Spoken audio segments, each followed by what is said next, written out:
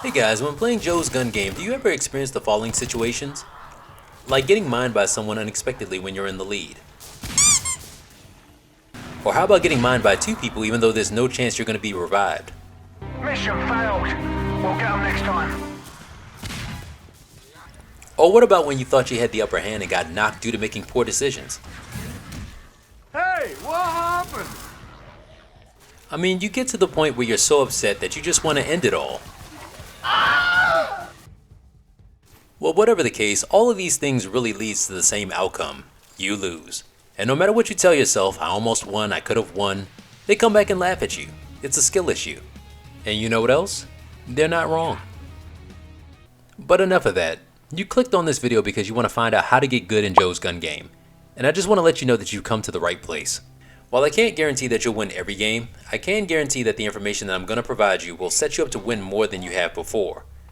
And you're probably like, well, Edge, what qualifies you to help me get wins? Well, let's see. Out of 20 games, I can honestly say that I'll win 16 of them, which is an 80% win rate, so that's pretty good. Now, with that being said, I'm not trying to boast here by any means. I just like to provide strats to help other people improve. So before we get started, if you feel any of the information here has been helpful to you guys in any way, please hit that like button and definitely consider subscribing. Also, the description box has links that help support my channel, like my Discord, Twitch, and Twitter. Alright guys, let's get started. There are 4 things that I think are essential to win at Joe's gun game. The first of which should be common knowledge, but I think it's still worth mentioning. And that is, you cannot trust anyone when playing this game. This may go without saying, but unless the person is someone that you asked specifically to join the game, do not trust them. It's every man for themselves. When someone walks by you in the game, do not hesitate to give them a second look, because the one time that you don't, they may be placing a landmine right at your feet right now. That landmine definitely wasn't there before. The second thing that you should know is the map itself. Knowing the map will help you get more kills, it can help you get out of some dicey situations, and it will even help protect you from losing the game. So let's go over these in more detail. The way that you can get more kills is to know some great spots to stand on the map. One that's really good is over here in this area by the desk. There's so many zombie spawns here that if you're standing here, with the AI pathing, they will just flock to you. They'll come from all sides, even from over this ledge. And another reason that I like this spot is that it's covered. So if anyone spots zombies from outside of this area, they're kind of limited on what they can hit. Of course, there are other spots, like this one up here by the zip line. This one is good because it overlooks the other side of the map. You always want to have higher ground when searching for targets. The only problem with this is that it really tests your aiming ability, but if you can overcome that, then you should be good to go. And of course, always make sure you watch your back. One other thing that I want to mention while we're up here, you should know that if someone is chasing after you, whether it be a panzer, a zombie, or another player, you have the option to take the zipline to the other side, or you can fall off the ledge here to get away. Now, I want to warn you, if you happen to fall into the pit though, you will die instantly regardless if you have a second life perk or not. And speaking of second life perks, you need to know where all of the second life perk machines are. Whether you get knocked by the panzer, a landmine, or whatever, you'll need to get one immediately after getting up to ensure that you're protected from death. In addition to that, the mine wall buys are close to each of the 4 perk machines, and I'll quickly show them to you here. If you already know this information, you can definitely skip this part.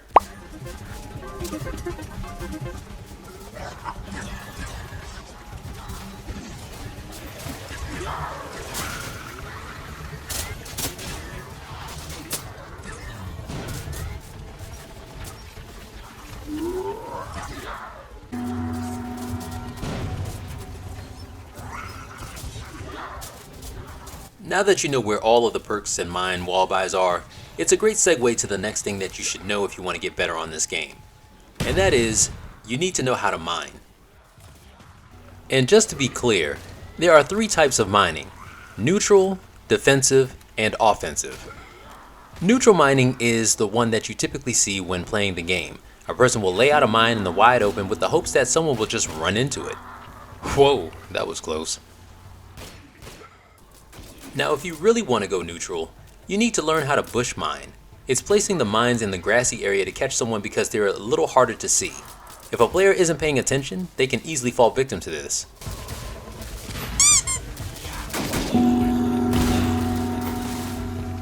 Next, defensive mining is essentially just protecting yourself from someone coming to do harm to you or if they're taking your kills. Because remember, the biggest objective here is to win, and the only way to win is if you kill zombies faster than the next person. So here's an example. During the game, I like to place mines on either side of this opening just in case someone walks by. If they do, I'll shoot it, which ensures that person is going to have a bad day. Gotta make sure I protect myself and keep all the kills on this side of the map for myself. Just remember though, regardless of where you are, if a mine is there and someone walks by, as long as they're in close proximity when you shoot at it, they should get hit. I've seen this work on top of this metal grate here if they're standing underneath it, and I hear that it even works through walls, but I have yet to test this. Alright guys, here's a biggie. What do you do if someone is chasing you? Well, the correct answer is that you have to run. While you're running from them, you have to just make sure that you avoid their mines as best as you can. What I like to do is wait till they're out of mines and then respond with my own.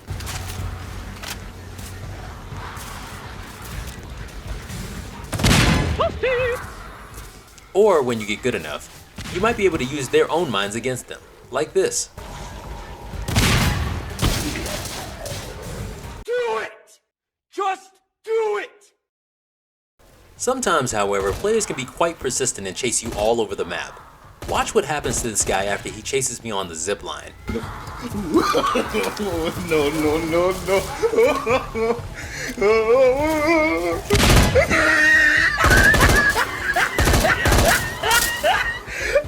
Wait a minute, did he actually bounce when he hit the ground? That is too funny. And the last type is offensive mining. Offensive mining is using your mines to prevent another player from getting kills, whether that's getting the player knocked, which causes them to go down one level, or ultimately dying and having them to restart from level 1. There are many ways to go on the offensive. One way is to find the player and while he's not paying attention, just put a mine next to him and shoot it.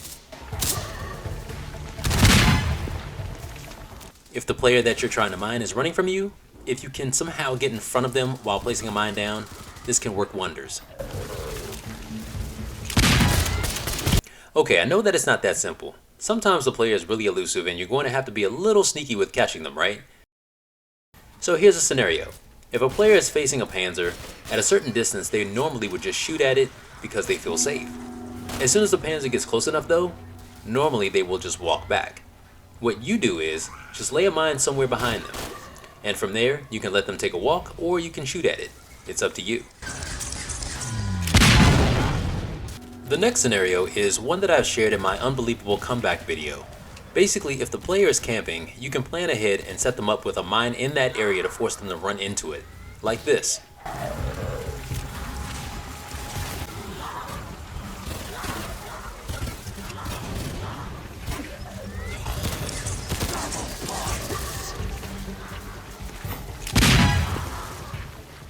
Now what I'm about to reveal to you is probably the bread and butter of offensive mining. Any player that gets knocked, simply observe where the player is crawling, after a few seconds place another mine down. What this does is two things.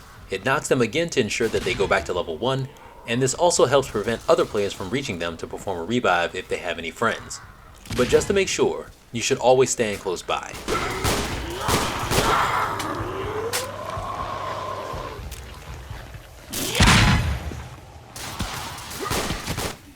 By the way, this also works if you're paying attention to players that get knocked in the game. It doesn't matter if it's by a panzer, a mine, or even zombies.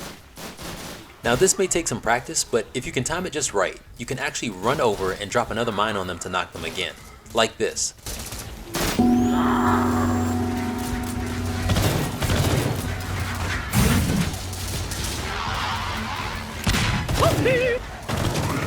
And for the final scenario that I have for you guys is, you need to know the weapons that a person is using.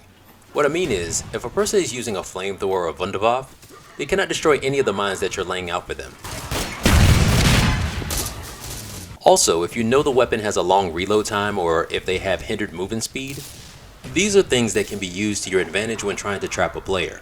So we're talking about guns like the PTRS, LSAT, FG42, guns like that. Which brings us to the last thing you need to know about this game. You have to know the guns that you're using inside and out. I mean, I know I just spoke about knowing the guns when it comes to mining other players, but what about taking advantage of all the weapons in order for you to win? So, all the guns that you have to use are always in the same order. Some guns are more powerful, some take longer to reload, but before we get into the specifics of certain weapons, let's talk about the basics. First, do your best to always get headshots. Headshots will be a guaranteed kill for most of the weapons on this list. Second, most of the guns have piercing, so if you can line up multiple zombies and take a shot, you should do it. I stress the importance of headshots and piercing because it will help with the third thing on this list, and that is reload time. A few guns in the game have a lengthy reload time. You want to avoid them as best as you can. A couple of notable ones that I can think of right off the bat are the M1919 Browning and the MG42. With good shot placement, there is no reason that you should have to reload these guns. I mean, just look at the reload time for each of these weapons.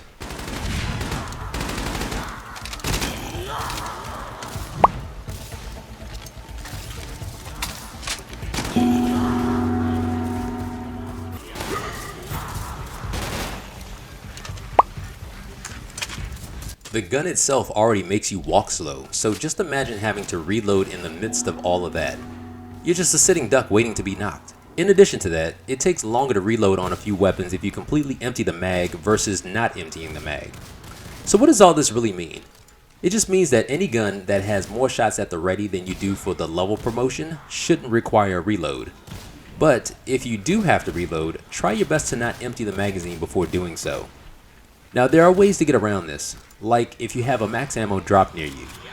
Once you get down to 0, go ahead and pick it up and continue firing away. Or like if you're using an LMG and you're by the zipline.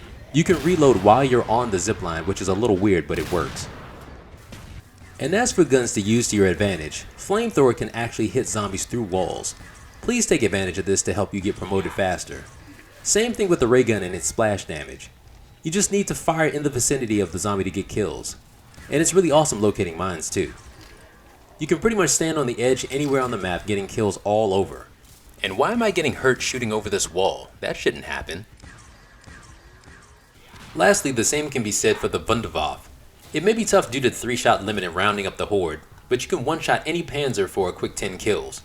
So with all of the things that I just explained to you guys, you should be in a great position to win now. As a test for myself, I implemented everything that I'm sharing with you guys in 5 straight games and I won 4 of them. Now the only reason why I didn't win the last one is because everyone left after I mined them to death and they knew they couldn't win. Ultimately though, I was stubborn when fighting the Panzer all alone. So guys, go and play Joe's gun game, get a ton of wins, and let me know if this guide helped you any by your comments down below. Also, I have a major video that I'm going to be releasing for Michael Zombies that I've been meaning to do for quite some time. I guarantee that it's really going to bless you guys, so turn that notification bell on, and as always guys, remember to have fun, take care, and God bless.